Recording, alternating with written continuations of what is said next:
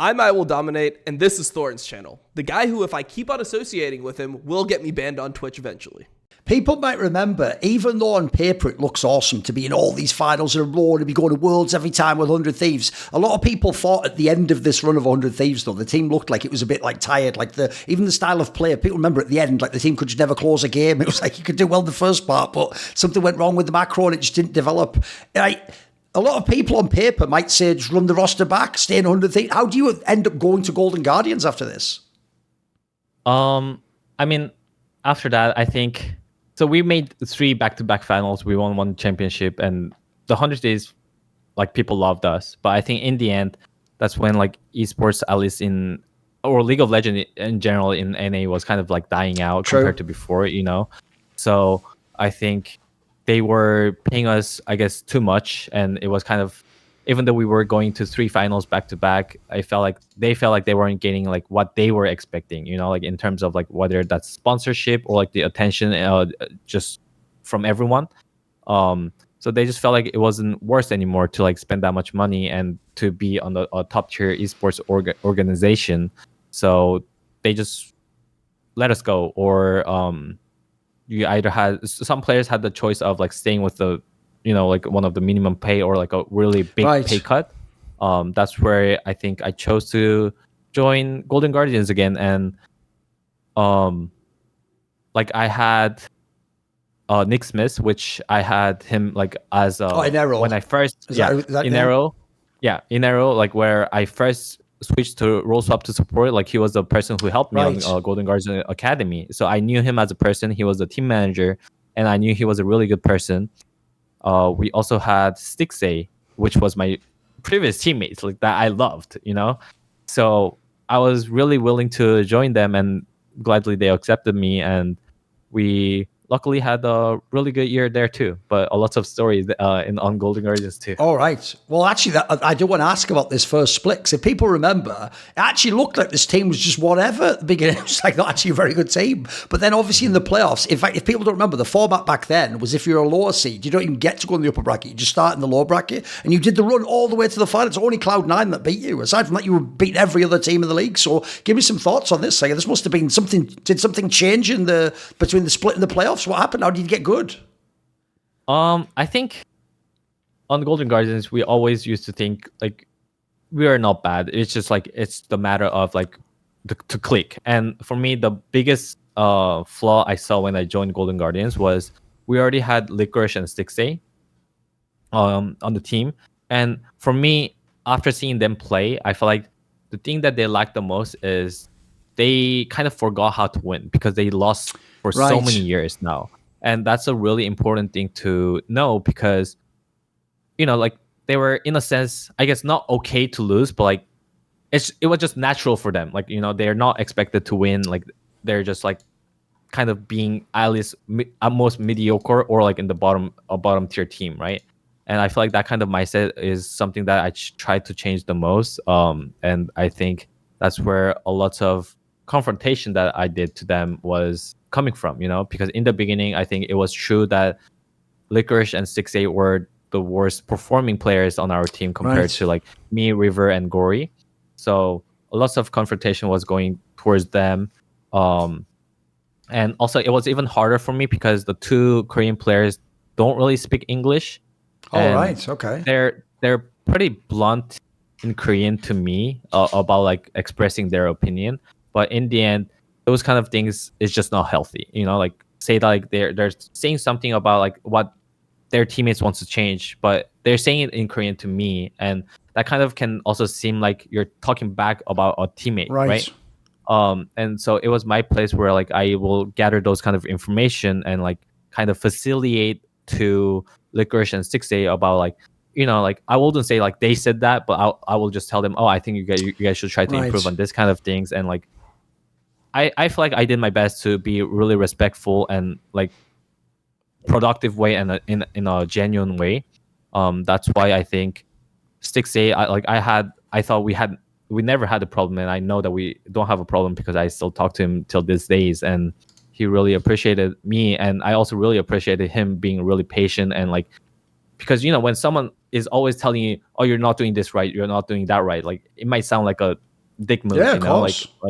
so like I understand from me where they're coming from, but I was also a little sad to see like because I heard that Licorice was, you know, like telling me that I was a kind of a toxic player that I became compared to before in public, and now like the public kind of thinks that I'm a toxic player. But I can Right. definitely see where he's coming from, but it's just for me.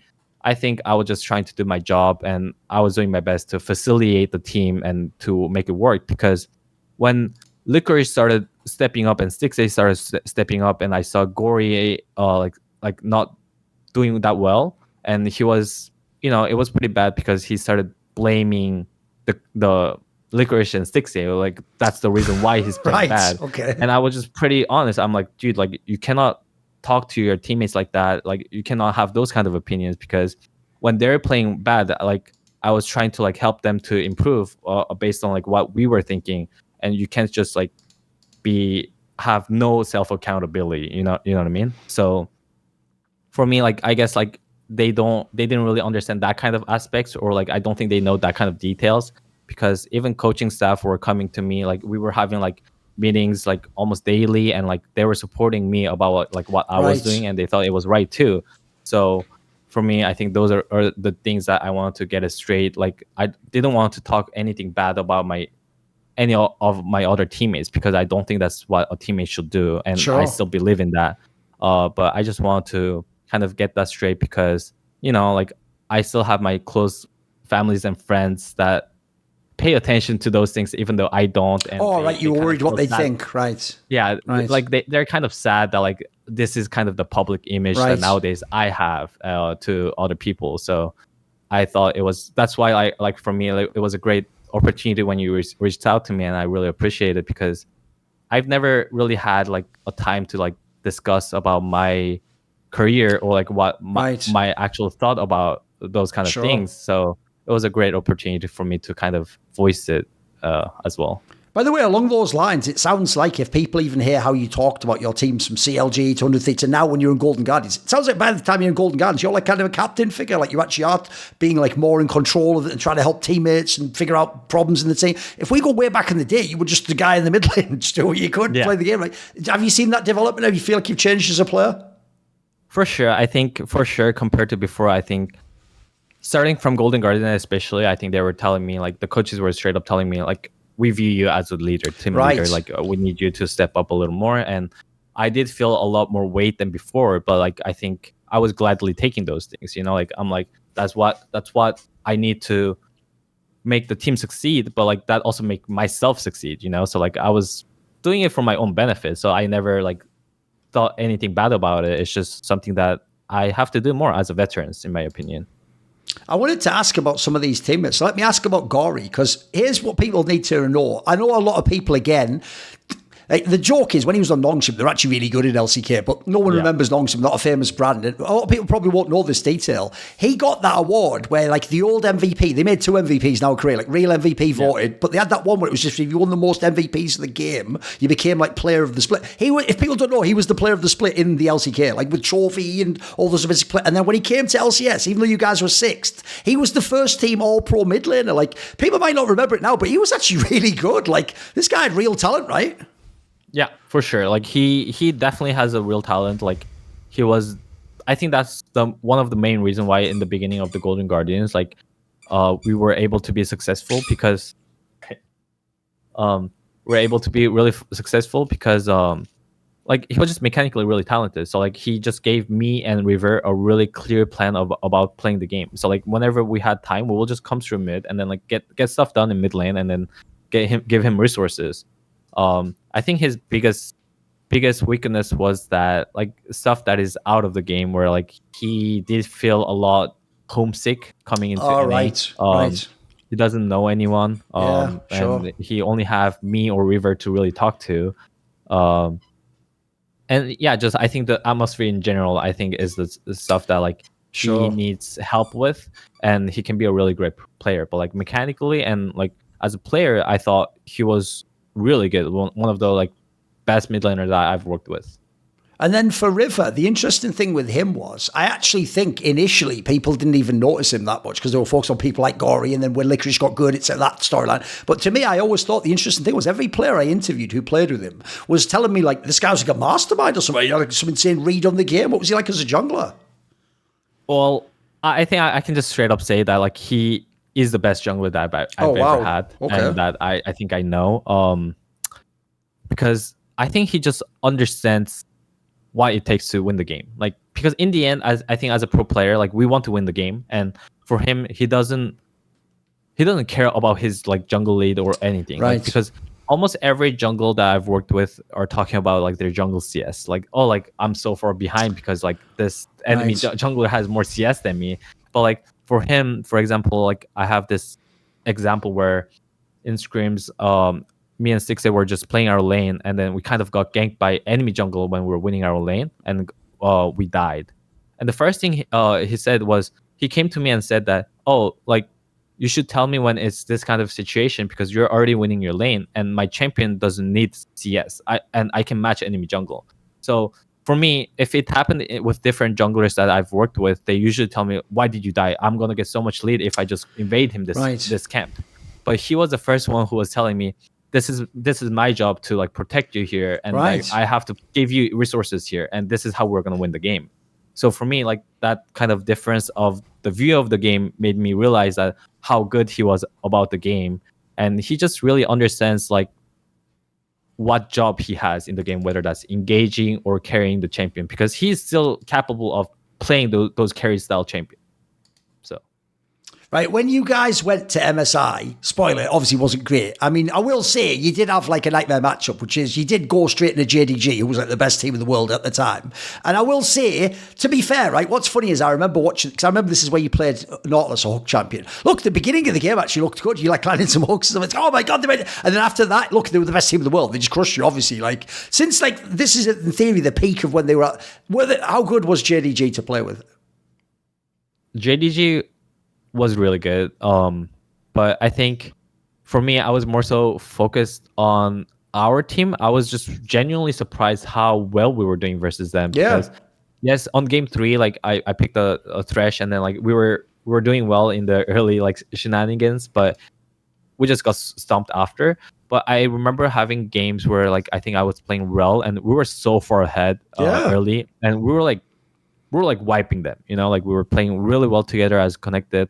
But I think because we were playing JDG and we got so excited that we were winning versus them that we kind of lost focus, and they were able to come back. And I think those are the reason why top tier teams are a top tier team for a reason, because they can manage to stay calm whether they're winning or losing, and they just do their job like consistently, and they just kind of force enemies to make mistakes, and they just capitalize on that. So like I was kind of sad that we didn't get to win any games versus JDG. At least we won a game versus BDG. BDG. BLG, sorry. Yeah, BLG.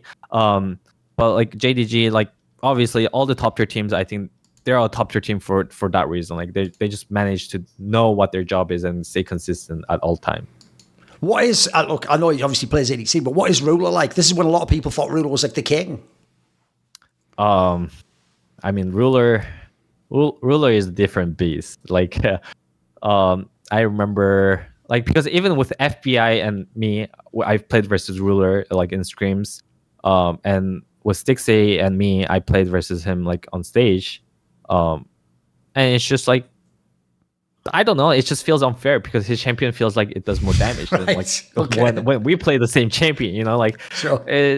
I don't understand how, but like it's like really small things, and really fundamentally, like he's doing everything right, whether like that's auto spacing or like just knowing how to CS, just using his flash correctly, and all those kind of small things just stacks it up and just makes him such a better player than others.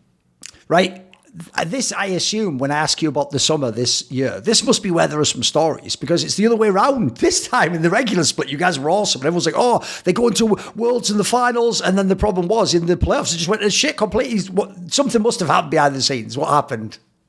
Oh, this year? Yeah. No, the summer of the 2023, the one where you were second in the regular split. Oh, and then the playoffs, it just fell apart completely. What happened? Yeah, I think that's where I think I mean, like, stuff just didn't turn out that well. Like I said, Licorice and 6A really stepped up in my opinion, like compared to the first when I met them. Like, they're a different beast now. Like, they improved so much, and Licorice was one of our best players. Like he was a solid rock in the top lane. You know, like he was solo killing Bean. Like, he was solo killing almost everyone on any champion, like any matchup. 6A was also carrying like late game, mid late game. But I think it was just when those things happens, I think it's just like in the other end, we started having like new problems. I think Gori started getting like too homesick, where like he started losing focus about the game, like his purpose, and it kind of made like our team kind of not function as well as before, because I think our strength was we basically had all three strong lanes like when we were stepping it up. But after Gori started like kind of like crashing, like it kind of like broke the whole balance. And I think I remember going to Worlds qualifier versus EU and we just got swiped. Yeah.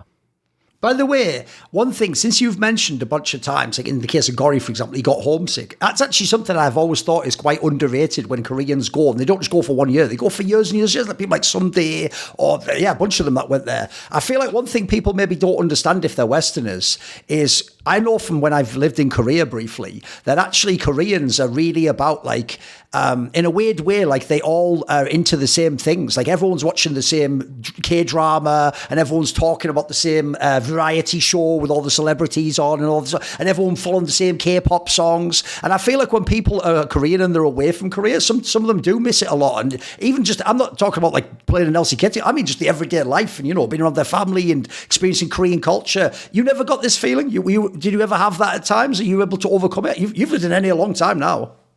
Yeah, I mean, for me, like I said, I think I was just like kind of privileged that like in the early years in my childhood, I got to move around a lot in every other countries. I lived in abroad so more compared to other people, that I kind of know how to get adjusted. You know, like I have to learn, like when I was like living in France and I don't know any language, I was forced to learn their language really fast, communicate, make new friends. Well, like I did the same thing in Algeria, Morocco, like, and literally every country that I've been on. And when I came to US, at least we speak English here. So like I wasn't as good as English right now, and I still don't think I'm like a perfect English speaker, but like I was able to like communicate more compared to like the other Korean players that were coming there freshly. And for me, I think that played a big part. And also like I just met the right people, in my opinion, like especially CLG. Like I just feel so blessed that I get to meet every players that I've met, and Tony, and like literally all the coaching staff that I met. Like they are just genuinely such a great people to know, and they make me work even harder. And they're like, I still connect, like I've hanged out with Xmedia yesterday, like I still hang out with those people that I've met during those times. So yeah, I mean, because of those reasons, I think I was less homesick. Since you had this streak, people forget this because you swapped to Golden Guardians, because you made the final there. It means you made 4 finals in a row, in 2 different teams even, right? Yeah. One thing I want to ask is this. A lot of people who are even very good players have only played in like 1 LCS final, sometimes never even an LCS, and a lot of them have never won an LCS title. Obviously, you have to have the right team. To you, I know you've talked a lot in this interview about, you know, coming back and changing and maturing and stuff. Do you feel like... I don't want to ask, is it easy to get to the finals, but do you feel like in your career, it just felt like it would happen in the right times? Does it feel like this is like I mean, how do you view that success? I mean, you've had a lot of times, you've been pretty sure the only other people who have been in like 4 finals would have been like, I don't know, Bjergsen or something, or Double Lift, like, you know, the greatest players ever. You've had a very blessed career in a way in the LCS, right? For sure. I think I for sure have a like blessed career, like went to so many finals, like, won like 2 championships in 2 different roles. But I feel like, for me, like those success are great, but like those comes because I feel like the work ethic and the things that I believe in, you know, like I try really hard and I try to like show my teammates how much I try, and I want them to do the same thing. So instead of telling them, oh, like I want you to work harder, I will just show that I'm working hard, so that like they also want to work hard. Because like we're such a kind of in a unique situation. We're using our like prime time in our life, like everyone in the scene, and we're playing games in the end. You know, like we're playing games, we're competing, and it's like if I don't try hard and waste my teammates' time, I'm not only wasting my own life, but I'm also wasting their life. They could have been successful with another teammate that's working hard. So I never want them to ever think that, oh, like I didn't want Jay as a teammate. Like I didn't want huhi as like my teammate because he just wasted my time, you know? Like I never want anyone to think ever like that. So like I've always genuinely just put a lot of work in it and work ethic and have the right mindset with the right attitude. And I feel like that just kind of led me to those success that I've experienced. And I think that's why literally every team that I've joined since the beginning of LCS, I've rejoined it basically. Yeah. Like a CLG, like Energy bought it, and true. I rejoined Energy, right? Golden Guardians, I've been on twice. 100 Thieves, I've been on twice. And I feel like those kind of experience speak itself, because I believe that the teammates that I've worked with, or the coaches that I've worked with, saw those kind of things in me, that how hard I am as a person. And, you know, they're just willing to bring me back because they kind of know who I am as a person, that I am a genuine, a hardworking person. Right. Being as when you came along as a mid laner, like we talked about, you were playing the style that almost wasn't even about trying to be the laner that has the big ego and gets all this flashy scoreline. I actually feel like the other thing that made people do, though, is think that you just have like no mechanics or no hands or something. But I noticed, especially in the latter years of support, you could definitely play like the Rakans and the Hook Champs and the stuff like. Is that an underrated part of your game, do you think, mechanics? I mean, for sure, sometimes I feel like I am like outperforming mechanically, like. And like I said, I feel like mechanics are something that like always comes and goes. Like there's definitely years like this year, like especially on Energy, I don't think I mechanically played that well. And, I feel like there's a lots of things that can be played behind the scene. Like a lot of things can affect you mentally and physically to play worse, in my opinion. And a lot of time, other people, especially like outside perspective, they don't really think about those things, and they just think, oh, like this guy is just playing bad, like he's just a bad player, you know. But I don't think it's as simple as that, where atmosphere and the environment that you're involved with does affect you a lot as a player. And I think Licorice and Sixer are a perfect example. When they're losing, like everyone thought they're kind of washed up, you know, like they're all old players. But as soon as I joined and like we brought like fresh bloods, like fresh players in with Gori and River, like we all clicked and they learned how to win again. And literally they're one of the best player. Like we all got picked on all pro teams and all that. And I feel like that's why environment can play such a big part of our performances. I also noticed eventually you just started being really experimental from support. Like there's actually games that people don't know in Golden Guardians where you were playing like fucking Amumu, Jarvan, like a fucking jungler. You played, what was it, Heimerdinger? Like you had some pretty wild ones. Were you trying to experiment? Yeah, I mean, I think those are always like I think it's also a strength of mine, but also a weakness of mine, where like I don't play the same champions over and over again. I think I always didn't understand since the CLG days. People used to say that like I had a small champion pool, but like, it's like I just played the champion that my team wanted me to play, like especially on mid lane, because you kind of have to be like more stable. But especially on support, it's like I said, like I like using the X factor. Like when I pulled off the early and soul mid, is because it's mainly because I know that other people don't know how to deal with that champion, and I know when I pull off like something like a Mumu support or like a Jarvan support. I even pulled out like a Zac support one time. Like those kind of champions, other people just doesn't know what they're supposed to expect compared to when I play like a champion like Rel, Nautilus, or Leona, a champion that they played like 2003 like multiple times versus, you know. So like they don't know when I am gonna all in. They don't know how much damage I'm gonna put in. They don't know how much tanky I am compared to other champions. So it always plays as an X factor, and I feel like that's also a really strong weapon to use if you use it properly. One thing that must have been a big moment is a lot of people who've come to the LCS who are Korean, the reason they stay is because after you've done enough years, you can go for the green card and then you can actually just live there forever if you want, or just have a career in LCS for as long as you want. And also, crucially, you obviously don't count as an import. There's a lot of benefits to it. It must have been a big deal for you because it took you until the end of 2023. One, why did it take that long? Look, some people have got it in like a year or two, mate. What happened? And then secondly, was it a big deal to be like American citizen? Yeah, I mean, just to correct you, I think I was still the first player ever, I think, in NA to have a green card. Oh, right. Okay. Yeah. Oh, you just weren't officially a citizen, right? I see. Okay. Right. Yeah. But I just became a U.S. citizen. Right. Last year. But I think for me, the reason why like I made that choice is because like coming into LCS and being able to like experience all the things that I did and meeting this new, like I said, second family, second home.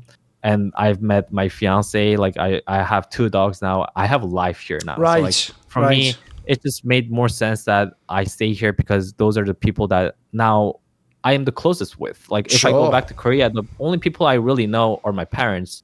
And I know friends, but like it's like I haven't talked to them for years. Yeah. So like it's like I feel like I'm gonna be alone over there, and it just made more sense for me to stay here because I have a life here, I have a family here, and it was just kind of natural for me to stay. And that's why like I feel like I'm so blessed in what I do as well, because not only I got to experience everything that I got to experience, but it also gave me like new friends, new families, and new experience. In that case, I'll ask the other question then. Was there ever a time during the good years, like the years you going to Worlds and MSI, was there ever a time when you ever thought, maybe I'd go back and do a year in LCK, or did you ever get any offers? Well, I didn't get any offers, but like there was definitely times that I will think back and I'm like, what would have happened if I stayed in Korea? You know, like. Oh, right. From the beginning. So, yeah, because so many of my teammates won Worlds. And so lots of my coaches also won Worlds. So I'm like, but the thing is, I can never think that way because the things that I have, I still appreciate so much. And you never know what would have happened if I stayed. I might have been like not even qualified for the next league or something. True. Korea. So I'm just being realistic here. But like those are definitely some thoughts that I've had before. But like it just made me realize even more that like I should appreciate what I have now compared to like, you know, like I wish I should have done that before. Right, let me ask you about the NRG team then. So the question I have is this. I actually feel like that first split was a real bomber because if people remember in the offseason, right, Ignar, who himself has been a very up and down player, I mean, obviously he has like a very specific meta that he's really good in, and when it's not that bad, he's not as good. Like, he went back to Europe, where he'd been before, and then at the time, they kept the same whole team, right, after they've won the LCS, they've gone that top 8 at Worlds, beaten G2, so everyone's really hyped. And I actually think most people didn't think this would be worse. They thought it would be better. They were like, wait a minute, actually, huhi played with FBI before, and he's like the all-pro first support. Like, they could be even better. They could be the champions again. What went wrong in NRG, do you think? I mean, energy. I like. They're just. I don't really know where to start with energy. Like I said, I was really excited joining energy just because they won LCS. They just won LCS, and the only change was me. They even had a great showing at Worlds. Yeah, you know, like they popped it off. And I'm playing with an AD carry that I loved to play with again, like FBI, and he really loves me too. So like I thought like it was really good with everything. Like everything was bright, you know. But yeah, I mean like the thing is, I also don't want to say like anything bad about like even about my previous teammates. So it's kind of hard for me to like know how far I can share. Okay. It's just I think the most thing I can share is that, you know, I joined on a team that just won, so like it's pretty natural that everyone kind of builds ego and like their self-esteem is really high. And I was also the only change, so it was kind of hard for me to like get any opinion across about what they were doing already.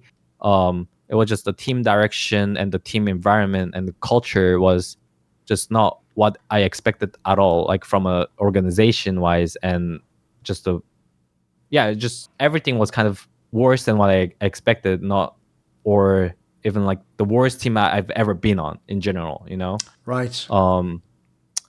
It's just like we were just too toxic to each other. Like when we talk to each other, like when we're giving feedback, when we're like having a conversation, we don't respect each other that much, or the environment and the system was just not built at all. So I was just a little shocked by that, and I felt like I tried my best in the beginning, especially my first split. I tried to like get everyone to stay after the scrim hours and like play solo queue at the office instead of just going to their home and just playing solo queue there, because I still believe like having connection and building team bonding exercise and all those things are really important, and I feel like we needed that. But yeah, like it was just, we just never share like the same, I guess, path and the same ideas, so it was just hard for me to get adjusted to their ones.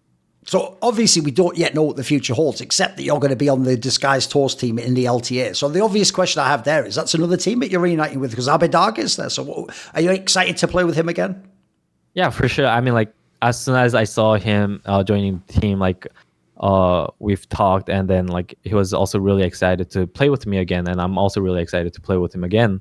But not only Abbedagge, I feel like we're gonna also have like new players, and I'm also really excited to how that will turn out. You know, Right. like it feels like, especially after Energy, like, you know, like I don't want to share like too much in detail, but like I can say that after Energy, like I did get really stained. Like throughout my career, I was never really burnt out ever. Like, because I just love the experience and the journey that I do, and I still love the game. I have a passion about like esports and competitiveness. So I've never burnt out, but like I think Energy was my first time ever. Like I will come back after work, and almost every day I'll be like, do I have to like, this is where like, do I have to stop? You know, like I've seriously multiple times thought about those things, and even after the whole year, like I was thinking, is this the time like for me to move on, or like maybe like try Right. coaching or all other paths? You know, I was thinking about those things because I was so burnt out after Energy, and the atmosphere was so like traumatic in a sense to me. But after talking to DSG, like it feels like I'm kind of going back to like my old CLG era. You know, like it's not really about money for me. It's like if I'm just being completely honest, compared to before, like where I used to get like 6 figures or more, Sure. like I'm getting minimum, you know, and I'm still willing to do these things because I have a passion in game, and it's not like I'm trying to like collect paycheck. I'm just trying to prove a point, how confident I can be, and I also don't want to go out on a bad note as well. And talking to DSG and having this fresh players, and I've talked to my teammates already and spend time. I'm spending time with them already. It kind of reminds me of the early CLG era, Right. which I loved. We all are here because of a passion that we have, and everyone is willing to work with each other. Everyone is like genuine, and like we're all talking to each other. So it just really excited me and kind of reignite that passion that I have in terms of like competitiveness and the league in general. So yeah, I think I'm just so excited to see like how things will turn out, and I already know that I'm gonna enjoy this ride. If someone thinks in this interview about, like, essentially we've talked about like almost like 10 years worth of playing League, obviously that means you are one of the older players. So I actually want to ask you about that, because that's another thing I know a little bit about Korean culture, which is one, because of the military service, actually it is considered for pros. They think anyone over like 25 is like, you're almost supposed to be done. It's actually a big deal that like Faker's winning when he's 28 and they're still playing in top teams. So if people don't know, you were actually like the all-pro first team one only a year ago when you were 28. Like you're pretty up there for Korean. Are you someone where, do you think, does this give you a sense that like the notion, the stigma that like if people are too old, I mean, people even think then your hands are all gone and you can't play. Are people wrong about that? Does this prove that you can be good in your late 20s? Well, I don't think they're completely wrong, because I think there's a lot of proofs about like other players, Right. that like who gets old, they just naturally kind of grow out of Yeah. the game. You know, like they get kind of bored about playing the same game over and over. They lose the same passion that they used to have compared to before, and they just kind of naturally lose interest about the game. So like they will just play worse because they don't think about the game as much. But for me, I think as long as you have the passion to keep pushing you as you did in the beginning of the year. Like having more age, in my opinion, is not a bad thing. It just means that you have more experience. Like for example, for me, I feel like I have so much more experience than most of the players that I'm gonna play versus, and I know so much more, not only about the game but outside of the game, how we're supposed to talk to each other, how like we're supposed to just interact in general to improve and like get to the right team building. And for me, using all those knowledges and like in game, I feel like as long as I grind and like as long as we're having a good streak, like it's always gonna come with the mechanics. So I just feel like it's an advantage to me compared to like being a disadvantage, as long as you have the same passion and the as long as you have the same passion as before. Okay. Right, at the end of this interview, do you have a final message for people? Do you have anyone you want to say hello to or thank? I mean, I just always want to. I don't know. I can't think enough about like the league, the community, and everything that I experienced, because everything I have now is because of like this whole like community and because of you guys, you know. So for me, the best thing I can do is just keep doing my job, keep doing my grind, and whether that's like helping players to play better or like playing myself better and having a good results. I think I'm just gonna do my best in my area, and just keep being me, you know. And I really appreciated you like having this opportunity to talk to me, and so that I can share this kind of thoughts to everyone as well. Yeah, 감사합니다. 감사합니다. They say no man is an island. We all need people who've got our back. And supporting me and the content on my channel are the following people: Matt Pugnaccio Racula, The Concept, Animosity, Bane Diesel, Ben Glass, Jason, Jensen Gore, Tosh, Toucan, and you know it. Always a special thanks goes up to my main man, Jerky's Minion. Do you want to ask a question for my video AMA? Do you want to take part in one of those lengthy discussions where I talk about whatever topics are on your mind? Do you want teasers, find out who the upcoming guests are, or maybe even to suggest a guest or a topic for my content? If any of those perks or others catch your fancy, well, put your money where your mouth is and join the Skrilluminati today, where? In the Patreon link in the description box below.